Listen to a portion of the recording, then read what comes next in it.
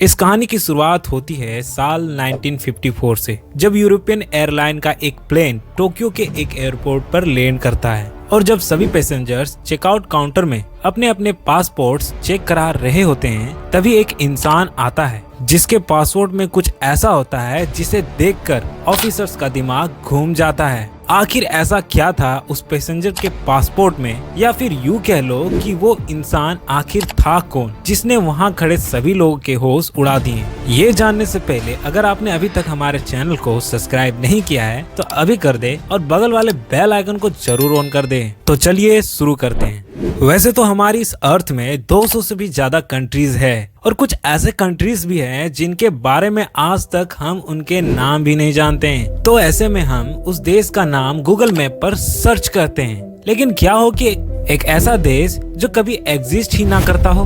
दरअसल उस पैसेंजर के साथ भी ऐसा ही कुछ हुआ। उस इंसान के पासपोर्ट में जिस देश का नाम मौजूद था, असल में वो देश कभी एग्जिस्ट ही नहीं करता था। मतलब उसके पासपोर्ट के अकॉर्डिंग वो इंसान टोरेट नाम के किसी कंट्री से आया था और लोगों ने ऐसा किसी भी देश का नाम पहले कभी नहीं सुना था। लेकिन जब उस पैसेंजर से पूछताछ की गई तो उसने कहा कि मैं पहले भी कई देशों में ट्रेवल कर चुका हूँ। तो फिर से उस ऑफिसर्स ने उसके पासपोर्ट को चेक किया और देखा कि वो पहले भी यूरोप के कई देशों में ट्रेवल कर चुका था और उसके पासपोर्ट में वहाँ वीजा भी लगे हुए थे।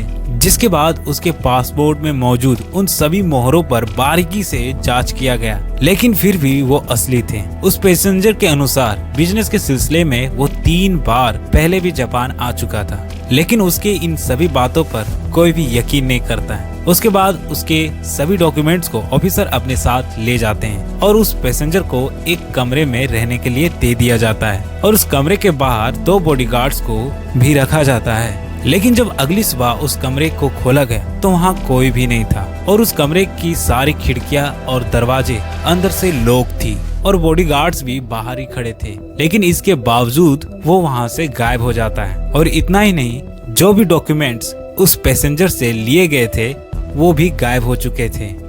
आखिर वो इंसान कहाँ से आया और कहाँ चला गया, इस बात का आज तक कोई भी पता नहीं लगा पाया। कुछ लोगों का मानना है कि वो एक टाइम ट्रेवलर था जो किसी और डायमेंशन से आया था और हो सकता है कि उस रात वो इंसान वापस अपने डायमेंशन में चला गया हो। पैरेलल यूनिवर्स एक ऐसा टॉपिक है जिसे आसान भाषा में समझाना काफी मुश्किल है। ये मात्र एक थ्योरी है। वैसे कई ऐसे लोग हैं जिन्होंने पैरेलल यूनिवर्स या टाइम ट्रेवल करके आने का दावा कर चुके हैं, लेकिन इस बात का प्रैक्टिकल प्रूफ आज तक कोई भी साइंटिस्ट नहीं दे पाया। हो सकता है आने वाले फ्यूचर में हम इस पैरेलल यूनिवर्स के बारे में और भी जानकारी हासिल कर पाएं और ऐसी कई सारी रहस्यों से पर्दा उठा सकें। आज के लिए बस इतना ही। अगर आपने हमारे चैनल को सब्सक्राइब नहीं किया है तो अभी कर दे और बगल वाले बेल आइकन को जरूर ऑन कर दे। मिलते हैं नेक्स्ट वीडियो में।